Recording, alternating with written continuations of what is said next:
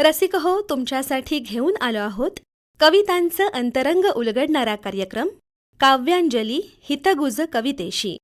लेखन जान्हवी भागवत. निवेदन जान्हवी भागवत आणि संपदा जोशी. शीर्षक गीत गायन कश्मीरा सावंत. आणि सादर करते विवेक वानखडे.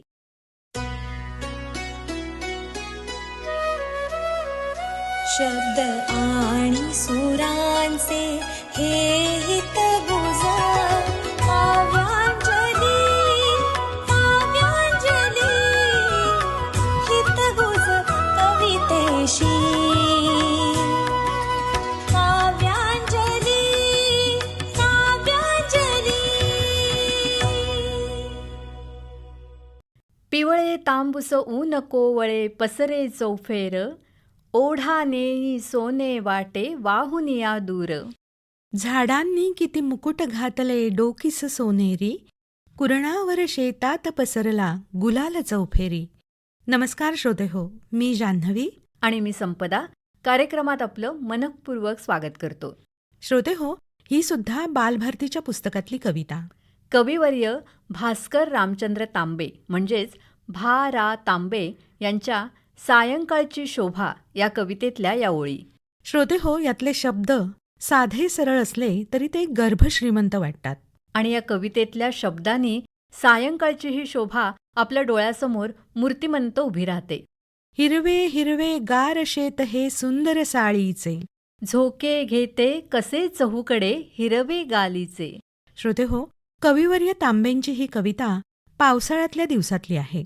नुकत्याच पडून गेलेल्या पावसाच्या हलक्या सरीनं निसर्गाचं पालटलेलं हे सुंदर रूप त्यांनी शब्दबद्ध केलंय. या पावसाच्या सरींनंतर हलकसं कोवळं ऊन पडलंय. आणि त्या उन्हामुळे वाऱ्यावर डोलणारं शेत, झाडं, ओढ्यातलं पाणी, पक्षी, सुंदर रंगीबेरंगी फुलपाखरं यांच्यावर या ऊन पावसाच्या खेळाचा चढलेला रंग त्यांनी वर्णन केलं आहे. पावसाची सर पडून गेल्यावर चौफेर पडलेलं हे पिवळं तांबूस ऊन ओढ्यातल्या पाण्यावरही पडलं आहे. आणि हा ओढा आपल्या पात्रातून जणू सोनंच वाहून नेतोय असा भास होतो आहे. श्रोते हो, किती विलोभनीय अशी ही उपमा आहे ना. आणि श्रोते हो, यानंतरची उपमा ऐका. झाडांनी किती मुकुट घातले डोकीस सोनेरी, कुरणांवर शेतात पसरला गुलाल चौफेरी. श्रोते हो, तांबेंच्या या कवितेतली प्रत्येक प्रतिमा आपल्याला प्रेमात पाडते. पाऊस पडून गेल्यावर झाडांच्या शेंड्यांवरून ठिबकणाऱ्या पाण्यावर संध्याकाळचं हे पिवळसर तांबूस ऊन पडलंय. आणि त्यामुळे जणू झाडांनी डोक्यावर सोनेरी मुकुट घातलेत असं भासते. कुरणावर शेतावरही या तांबूस रंगाची ती छटा पसरलीय. आणि जणू कोणीतरी गुलाल या शेतांवर पसरलाय असा भास होतोय. हिरवे हिरवे गार शेत हे सुंदर साळीचे, झोके घेते कसे चहूकडे हिरवे गालीचे. गर्द हिरवा रंग सगळीकडे पसरलाय आणि साळीचं म्हणजेच भाताचं हे सुंदर शेत वाऱ्यावर झोके घेतंय. हा हिरवा गालिशा जणू डोलतोय असं वाटतं. श्रोते हो, निसर्ग बोलत नसला तरी त्याची प्रत्येक कृती बोलकी असते. आणि या निसर्गाचे अबोल बोल जाणून घ्यायचे असतील तर आपल्याकडे कविमन असायला हवं असं वाटतं. या कवितेतून हेच प्रतीत होतंय. या ओळी आपण मनात नुसत्या गुणगुणल्या तरी मन प्रसन्न होतं. आणि त्या हिरव्या साळीच्या शेतासारखं डोलायला लागतं. या भाताच्या रोपांवर बसलेल्या फुलपाखरांसाठीही पुढच्या ओळी त्यांनी लिहिल्या आहेत. सोनेरी मखमली रुपेरी पंख कितीकांचे, रंग किती वर तऱ्हेतऱ्हेचे इंद्रधनुष्याचे. अशी अचल फुलपाखरे फुले साळीस जणू फुलती, साळीवर झोपली जणू का पाळण्यात झुलती. सोनेरी मखमलीसारखे पंख असलेली ही रंगेबिरंगी फुलपाखरं त्या भाताच्या रोपांना इतकी चिकटून अचलपणे बसली आहेत की त्या भाताच्या रोपांवर जणू फुलंच उमलली आहेत असं वाटतं. आणि वाऱ्यावर झुलणाऱ्या त्या भाताच्या रोपांवरची फुलपाखरं पाळण्यात जणू झोके घेतायत असं वाटतं. श्रोते हो, हा निसर्गाचा अद्भुत खेळ पाहताना कविवर्य तांबे त्यात रंगून गेलेले आहेत. अशातच गर्द संध्याकाळ व्हायला लागलेली आहे. दाणे टिपायला गेलेली पाखरं आता हळूहळू झाडावर गोळा व्हायला लागलीत. आणि त्या ऊन पावसाच्या खेळाचा सुवर्णी रंगाचा जादूगार सूर्य आता अस्ताला गेला आहे, म्हणून शेवटी ते म्हणतात, पहा पाखरे चरोनी होती झाडावर गोळा. कुठे बुडाला पलीकडील तो सोन्याचा गोळा. तर श्रोते हो, अशी ही विलोभनीय सायंकाळची शोभा. कवी भा. तांबे यांची 3री-4थीला असताना शिकलेली ही कविता. आणि ती आपल्या लक्षात राहते ती यातल्या शांत आणि सौंदर्यमयी शब्दांमुळे. ही कविता म्हणजे केवळ संध्याकाळचं वर्णन नाहीये, तर निसर्गातला प्रत्येक घटक, त्याची हालचाल, प्रत्येक क्षणातलं सौंदर्य आणि त्या सौंदर्याचे रंग यांच्याकडे पाहायला, हे सगळं अनुभवायला शिकवणारी अशी ही कविता आहे. आणि त्यामुळेच ती दीर्घकाळ आपल्या लक्षात राहिली आहे. तर श्रोते हो, कविवर्य भा. तांबे यांची ही सुंदर कविता आपण पाहिली. पण आज आम्ही बोलणार आहोत ते त्यांच्या एका आशयघन कवितेविषयी. त्या कवितेचं झालेलं गाणं आधी आपण ऐकूया. श्रोते हो, ऐकलत ना सुंदर असं हे गाणं? या गीताची पार्श्वभूमी थोडी वेगळी आहे. कविवर्य तांबे यांनी ही कविता त्यांच्या शेवटच्या काळात लिहिलेली आहे. जेव्हा ते अंथरुणाला खिळले होते तेव्हा त्यांचे एक स्नेही संपादक त्यांना कविता लिहिण्यासाठी आर्जव करू लागले. आपण आयुष्याच्या शेवटच्या टप्प्यात आलो आहोत हे तांबेंना जाणवत होतं. अशा या काळात काय लिहावं?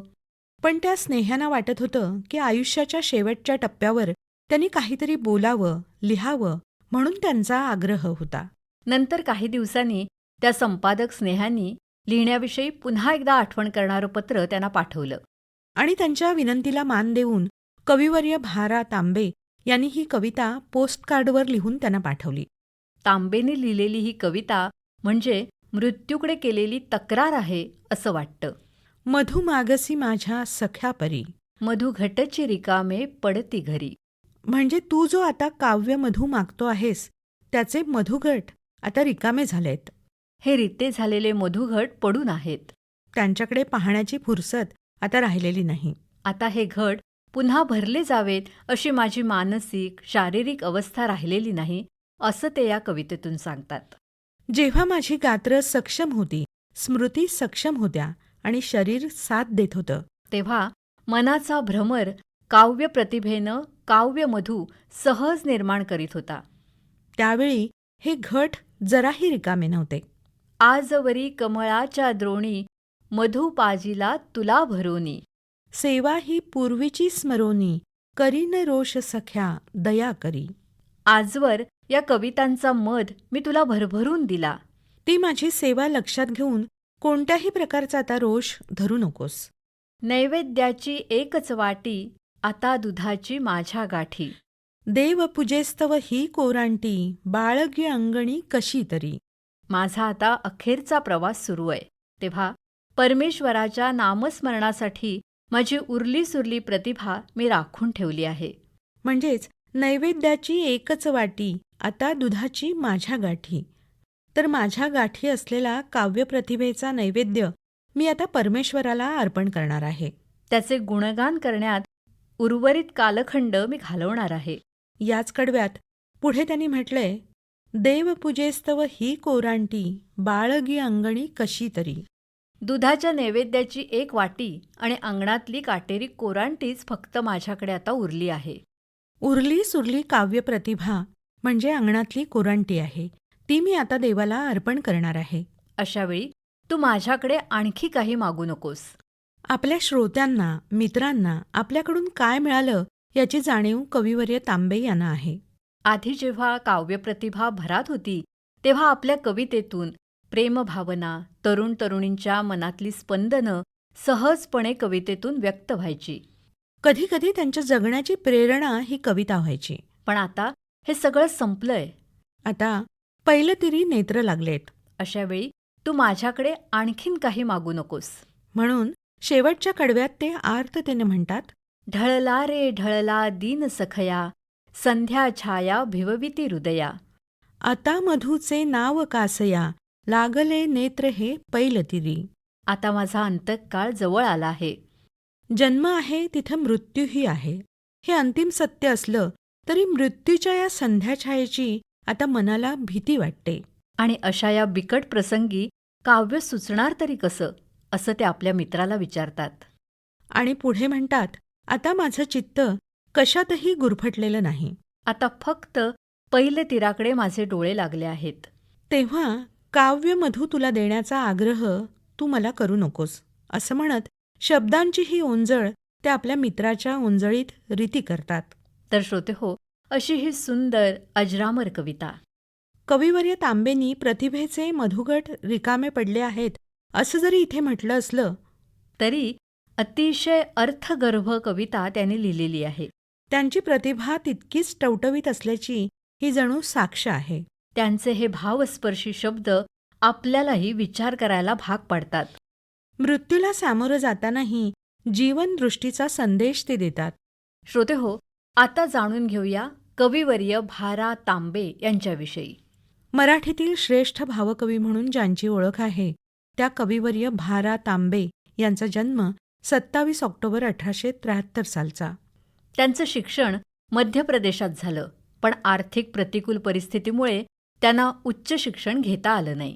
वेगवेगळ्या प्रकारच्या नोकऱ्या करताना 1937 साली ते मध्य प्रदेशातल्या ग्वाल्हेर संस्थानाचे राजकवी झाले. त्याआधी ते ज्या नोकऱ्या करत होते ते अर्थार्जनाचं साधन होतं. पण त्यातही तांबेंचा काव्यलेखनाचा छंद कायम राहिला. प्रेम, वात्सल्य, भक्ती, विरह यासारखे मानवी मनाचे विविध पैलू त्यांच्या कवितेत आढळतात. तेव्हाचं जगणं जसं साधं सरळ होतं तशीच त्यांची कविताही साधी होती. पण तिचे शब्द मात्र मोत्यांसारखे मौल्यवान होते, ज्यांना साधेपणाचा सुगंध होता. त्यांच्या कवितांमधून संदेश देण्याचा प्रयत्न त्यांनी कधीही केला नाही. स्वतंत्रपणे त्यांनी कविता लिहिली. त्यांच्या कवितांचा पहिला संग्रह 1920 साली प्रसिद्ध झाला तर दुसरा भाग 1927 साली आणि समग्र कविता 1935 साली प्रसिद्ध झाली. त्यांनी विविध कवी संमेलनांची अध्यक्षपदं भूषवली.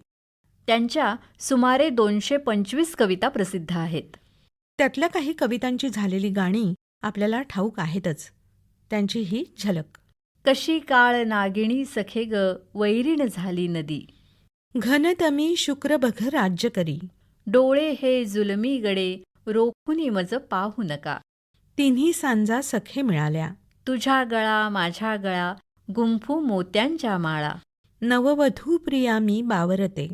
निजल्या तान्ह्यावरी माऊली, दृष्टी सारखी धरी.